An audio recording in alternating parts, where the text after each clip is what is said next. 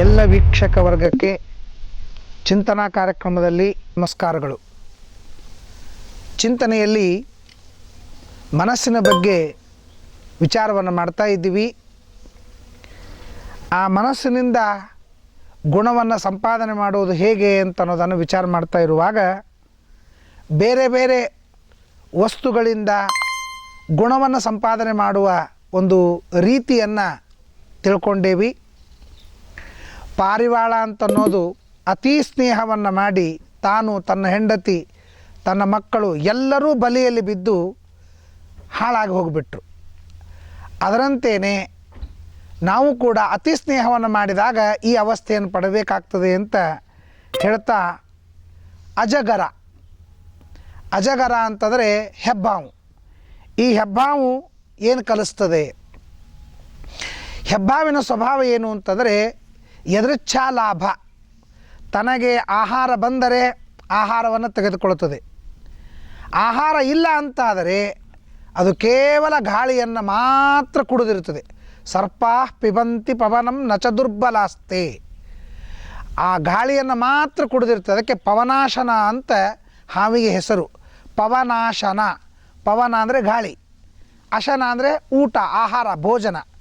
ಪವನಾಶನ ಅಂತಂದರೆ ಗಾಳಿಯೇ ಯಾವುದಕ್ಕೆ ಆಹಾರ ಊಟವಾಗಿದೆಯೋ ಅದಕ್ಕೆ ಪವನಾಶನ ಅಂತಂತಾರೆ. ಆದ್ದರಿಂದ ಆ ಹಾವು ಏನು ಮಾಡ್ತದೆ ಅಂತಂದರೆ ಆಹಾರ ಸಿಕ್ತು ತಿಂದುಬಿಡ್ತದೆ.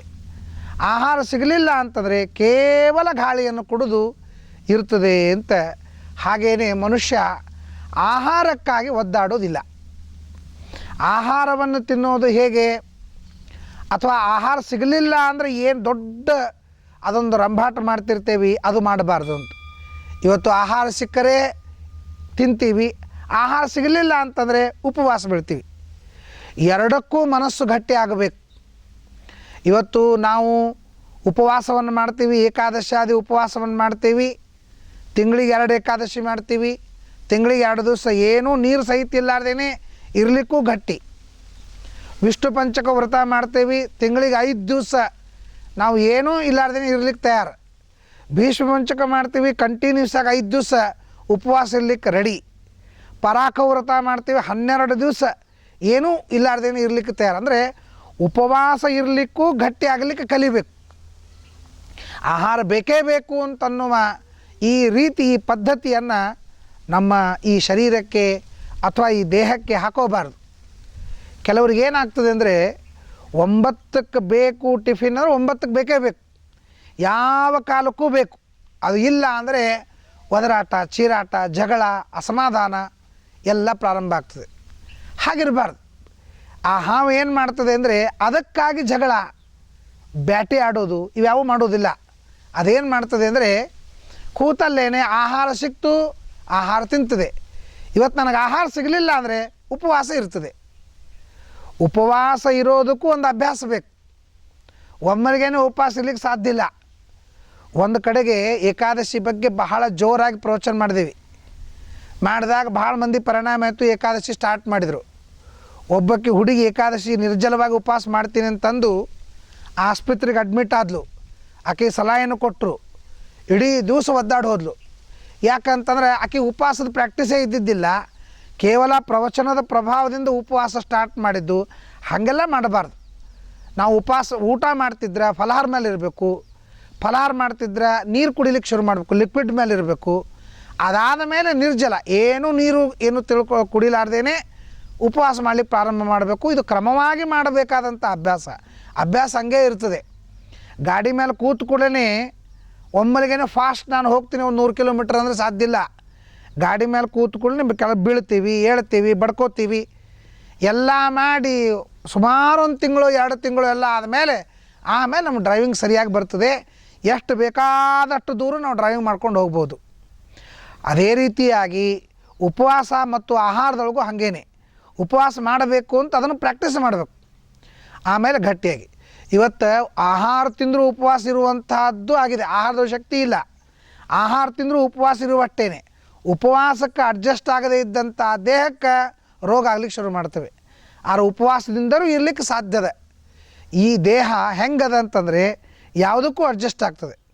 ಅಖಂಡ ತಿನ್ಕೋತಿದ್ರೆ ತಿನ್ಲಿಕ್ಕೆ ಅಡ್ಜಸ್ಟ್ ಆಗ್ತದೆ, ಉಪವಾಸ ಮಾಡ್ಕೋತಿದ್ರೆ ಉಪವಾಸಕ್ಕೆ ಅಡ್ಜಸ್ಟ್ ಆಗ್ತದೆ, ಬಿಸಿನೀರು ಸ್ನಾನ ಮಾಡ್ಕೋತಿದ್ರೆ ಬಿಸಿನೀರು ಸ್ನಾನಕ್ಕೆ ಅಡ್ಜಸ್ಟ್ ಆಗ್ತದೆ, ತಣ್ಣೀರು ಸ್ನಾನ ಮಾಡಿದ್ರೆ ತಣ್ಣೀರು ಸ್ನಾನಕ್ಕೆ ಅಡ್ಜಸ್ಟ್ ಆಗ್ತದೆ. ಅಂದರೆ ಇದು ಅಡ್ಜಸ್ಟೇಬಲ್ ವಸ್ತು. ಇದು ಯಾವ ರೀತಿಯಾಗಿ ಆದರೂ ಕೂಡ ಈ ದೇಹವನ್ನು ಉಪಯೋಗಿಸ್ಬೋದು.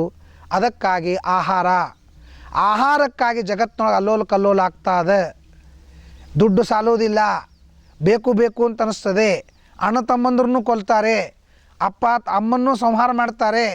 ಎಲ್ಲದಕ್ಕೂ ಏನು ಊಟ, ಹಸಿವಿ ಮತ್ತು ನೀರಡಿಕೆ. ಈ ಹಸಿವಿ ನೀರಡಿಕೆ ಅಂತ ಒಂದು ಇದ್ದಿದ್ದಿಲ್ಲ ಅಂತಂದ್ರೆ ಜಗತ್ತಿನೊಳಗೆ ಯಾವ ಅಲ್ಲೋಲ ಕಲ್ಲೋಲು ಆಗ್ತಿರಲಿಲ್ಲ. ಎಲ್ಲೋ ಹೋಗ್ತೀವಿ, ಯಾರನ್ನೋ ಬೇಡ್ತೀವಿ, ನೀಚೋಚ್ಚ ತಿಳಿಯದೆ ಸರ್ವರ ಚರಣಕ್ಕೆ ಚಾಚಿದೆ ನೊಸಲ ಹಸ್ತಗಳ ಅಂತ. ಬಲ್ಲಿದರ ಮನೆಯ ಬಾಗಿಲ ಕಾಯ್ದು ಬೇಸತ್ತೆ, ಸೊಲ್ಲಿಗೆ ಅವರ ಕೊಂಡಾಡುತ್ತಾ, ಇಲ್ಲ ಈ ವೇಳೆಯಲ್ಲಿ ನಾಳೆ ಬಾರೆಂದನಲು, ಹಲ್ಲಿಯನ್ನು ತಿಂದ ಇಲಿಯಂತೆ ಕೊರಗುವೆನು, ಏನು ಬರದೆಯೋ ಬ್ರಹ್ಮ ಇಂತು ನಿರ್ದಯನಾದೆ, ಅಭಿಮಾನವನ್ನು ತೊರೆದು ನಾಪರರ ಬೇಡುವುದು ಅಂತ ಪುರಂದರದಾಸರು ಹೇಳ್ತಾರೆ. ಒಂದು ದೊಡ್ಡ ದುರ್ದೈವ ಏನು ಅಂತಂದರೆ ಹಸಿವಿಗೋಸ್ಕರವಾಗಿ ಆಹಾರ. ಇಡೀ ದಿವಸದ ನಮ್ಮ ಟೈಮ್ ವೇಸ್ಟ್ ಆಗುವುದ್ರೊಳಗೆ ಆಹಾರಕ್ಕೆ ಹೆಚ್ಚು. ಯಾಕೆಂದರೆ ಹಿಂದಿನ ದಿವಸ ಮಾರ್ಕೆಟ್ಗೆ ಹೋಗ್ಬೇಕು, ತರಬೇಕು, ಎಲ್ಲ ರೆಡಿ ಮಾಡ್ಕೋಬೇಕು. ಮರುದಿವಸ ಒಲಿ ಮುಂದಿರಬೇಕು, 3-4 ತಾಸು ಅಡುಗೆ ಹಾಕಬೇಕು, ಆಮೇಲೆ ತಿನ್ನೋ ಕಾರ್ಯಕ್ರಮ ಮಾತ್ರ 20 ನಿಮಿಷ, ಅರ್ಧ ತಾಸು. ಹರಟಿ ಏನೂ ಇದ್ದಿದ್ದಿಲ್ಲ ಅಂದರೆ 20 ನಿಮಿಷ. ಹರಟಿ ಇತ್ತು ಅಂತಂದರೆ ಒಂದು ಅರ್ಧ ತಾಸು ಜಾಸ್ತಿ.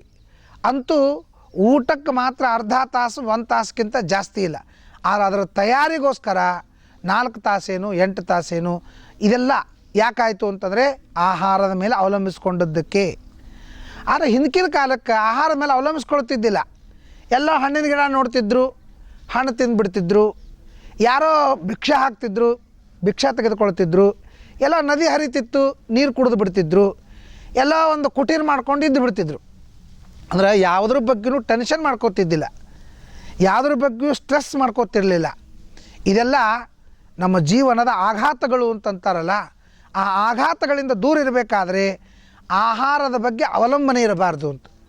ಅದಕ್ಕಾಗಿಯೇ ಹಾವಿನಿಂದ ಕಲಿತದ್ದೇನು ಅಂದರೆ ಆಹಾರದ ಬಗ್ಗೆ ಅವಲಂಬನೆ ಇರಬಾರ್ದು. ಆಹಾರ ಬೇಕೇ ಬೇಕು ಅಂತನ್ನೋದು ನಮ್ಮ ದೇಹಕ್ಕೆ ಅಭ್ಯಾಸ ಹಾಕಬಾರ್ದು. ಅಕ್ಷರಶಃ ನಾನು ಗಾಡಿಯೊಳಗೆ ಪ್ರಯಾಣ ಮಾಡುವಂತ ನೋಡ್ತಿರ್ತೀನಿ, ಎಷ್ಟು ತಿಂತಾರೆ. ಮನೆಯಿಂದ ಕಟ್ಕೊಂಡ್ಬಂದದ್ದು ಖಾಲಿ ಆಗ್ತದೆ. ಅವನು ಹೋಗ್ತಾ ಬರ್ತಾ ವಡ ಮಾರಾಟ ಮಾಡ್ತಿರ್ತಾನೆ, ಕರಿಯೋದು ತೊಳೋದು. ಸಾಮಾನ್ಯವಾಗಿ ಹೋಗೋ ಟಿಕೆಟ್ ರೇಟ್ಗಿಂತ ಗಾಡಿಯೊಳಗೆ ತಿನ್ನೋ ರೇಟೇ ಜಾಸ್ತಿ ಇರ್ತದೆ. ಎಷ್ಟು ತಿನ್ನೋದದು? ಎಲ್ಲ ತಿನ್ನೋದ್ರೊಳಗೆ ಭಾಳ ತಿನ್ನೋದು ದೇಹಕ್ಕೆ ಬಾಧಕನೇ. ಎಷ್ಟು ಬೇಕೋ ಅಷ್ಟೇ ಇರಬೇಕು. ಒಂದು ಲೋಟದೊಳಗೆ ಎಷ್ಟು ನೀರು ಬೇಕೋ ಅಷ್ಟು ನೀರು ಇರಬೇಕೇ ಹೊರತು ಓವರ್ಫ್ಲೋ ಆಗಬಾರ್ದು ನೀರು, ಅದು ಕುಡಿಲಿಕ್ಕೆ ಬರೋಂಗಿಲ್ಲ. ಹಂಗೆ ಆಹಾರ ದೇಹಕ್ಕೆ ಎಷ್ಟು ಬೇಕೋ ಅಷ್ಟೇ. ಒಂದು ಮಿಕ್ಸಿ ಇರ್ತದಲ್ಲ, ಆ ಮಿಕ್ಸಿಯೊಳಗೆ ನಾವು ಇಷ್ಟಿಷ್ಟು ಹಿಟ್ಟು ಹಾಕೋತ ಹೋದ್ರೆ ಸರಿಯಾಗಿ ಮಿಕ್ಸ್ ವರ್ಕ್ ಮಾಡ್ತದೆ, ಅದು ಕರೆಕ್ಟಾಗಿ ಸಣ್ಣ ಆಗ್ತದೆ, ಕೆಲಸ ಆಗ್ತದೆ.